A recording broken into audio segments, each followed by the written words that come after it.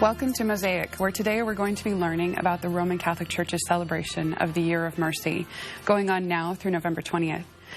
I'm Angela Pollack, the Director of Young Adult and Campus Ministry for the Archdiocese of San Francisco. And joining me today is Father Mark Doherty.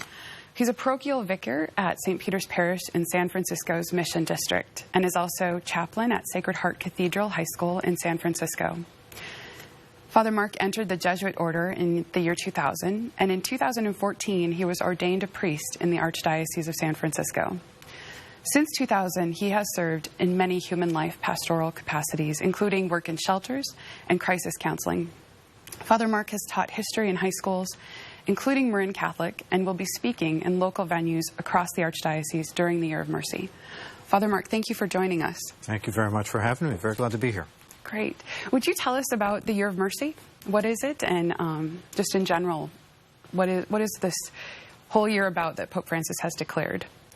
Well, of course, a Jubilee year is an event that comes around every so often, usually maybe every 50 years or so. But it's clear that Pope Francis, in declaring a special Jubilee Year of Mercy for this year, it's clear that the theme of mercy stands out to him as an important message for the universal church and really for the whole world. I think to get a sense of why, we don't have to look too far. I think all we need to do first is look at the first lengthy interview he gave shortly after being elected to the chair of Peter. You'll recall, of course, that Pope Francis is a Jesuit, a member of the Society of Jesus, and therefore it's no surprise that the first lengthy interview he gave was to the leading Jesuit publication in Italy called La Civita Cattolica. And at the very beginning of that interview, the editor, Father Anthony Spadaro, asked the pontiff, who is Pope Francis? Who is Jorge Maria Bergoglio? And the Pope's answer very simply, very succinctly, very sincerely was, Jorge Maria Bergoglio is a sinner who has experienced the mercy of God.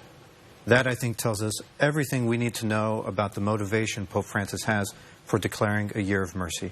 Mercy has been a paramount experience in his own life, and he would like to invite everyone around the world, all Christians around the world, all men and women of goodwill, each in their own way, to experience anew this mercy of God. That's fantastic. And what do you think it means to be a missionary of mercy? Well, to be a missionary of mercy, I think first we have to zero in a little bit on the idea of mercy. It's a simple word, but we can get caught up in wondering exactly what that means. I think the first thing that stands out about mercy, the first thing that stands out for Pope Francis in his mind and his heart, is the experience of being sought out by a loving parent, by the loving father who wants to bring his children home. Pope Francis speaks on occasion of this powerful experience he had as a young man of going into the confessional, making a confession, and literally experiencing the touch of God, experiencing the mercy of God, experiencing the embrace of God. So first and foremost, when we speak about the mercy of God, experiencing the mercy of God, being a participant in the mercy of God, we're talking about the image of a father who's running after his child, running after his children to bring them home. I think, for example, often of that great poem, Francis Thompson's of the 19th century, The Hound of Heaven, where he speaks of the hound of heaven running up and down the labyrinthine ways in an effort to come after his children to bring them home. I think that really speaks to the fundamental question of the human spirit. At the heart of our spirits is the question, am I worth it? Am I lovable? Do I matter? And the experience of the mercy of God is first and foremost an affirmative answer. I matter to God. I am worth it to God. God seeks me out up and down the labyrinthine ways in an effort to embrace me and bring me home. That's the first thing we have to say about mercy. When you're talking, it reminds me of that Rembrandt image of the prodigal son. Right. And that's right. I remember very well that inaugural message from Pope Francis and how that resonated so deeply with people and around the world.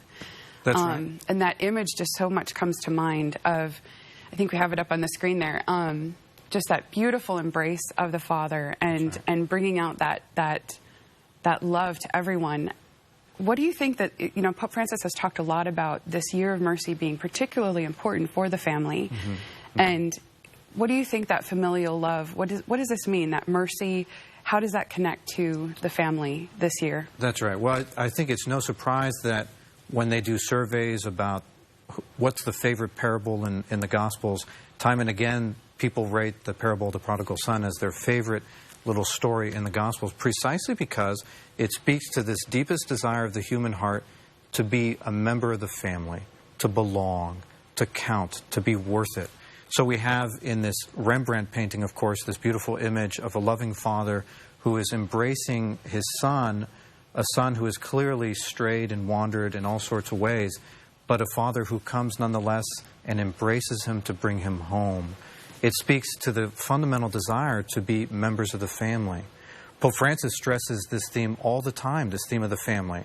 He stressed it most recently, of course, in this synod that we've had on the family in Rome, that we've heard so much about.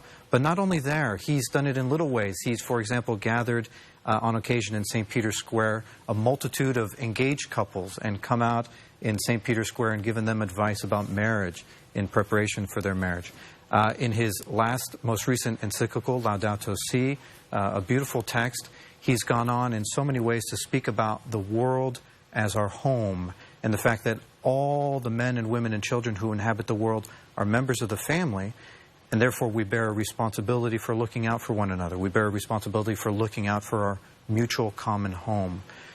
I think Pope Francis is consistently speaking to this theme of family because he knows that it touches the deepest desires and aspirations of the human heart. I love what you said about the global family because I think it's so true. Even people that we haven't met, we all have gifts, we all have weaknesses, and we all need one another. That's right. None of us is the perfect package. That's right, yeah. None of us is sufficient to ourselves. And I think here the Holy Father is trying to speak to one of the concerns of our contemporary era where we so often hear about this individualistic message. You have to do it yourself. You have to be your own person. The Holy Father comes back and says, no. You're not sufficient to yourself. In order to flourish, in order to really become the man or woman you're meant to be, you need each other. You need each other. And in fact, that's where we get a deeper sense of the scope of mercy. Mercy in its fullest sense is not only experiencing a loving Father who comes to embrace me, to welcome me into the fold. The full measure of mercy, the mature measure of mercy, is the experience of being ennobled by the Father with a place in the family, which means a share in the work of the family. So when we speak about being a missionary of mercy, what we're really speaking about first and foremost is being a recipient of mercy, being invited into the work of the family so that I belong in the family and we can all look at the house being built and say, each in our own way, I helped to build that house. I helped to look out for my brothers and sisters in need, especially. I helped in constructing this beautiful family where everyone knows that they're worth it and everyone belongs. I think that speaks really to the second question of the human heart. The first is, am I worth it? Am I valuable enough to be counted? The second one is, am I capable? Am I thought well enough by the Father and by my brothers and sisters to be entrusted with a share in the work? The Lord's mercy descends upon us, and He endows each one of us with a particular share in that work. And I think that's where this missionary spirit of mercy comes in. That's beautiful. Thank you so much for giving us that great overview of the Year of Mercy and just being a part of that global family. And right now we're going to take a quick break. When we come back, we're going to discuss more of what living this mercy looks like here in the Archdiocese of San Francisco and ways that we can engage in this Year of Mercy locally.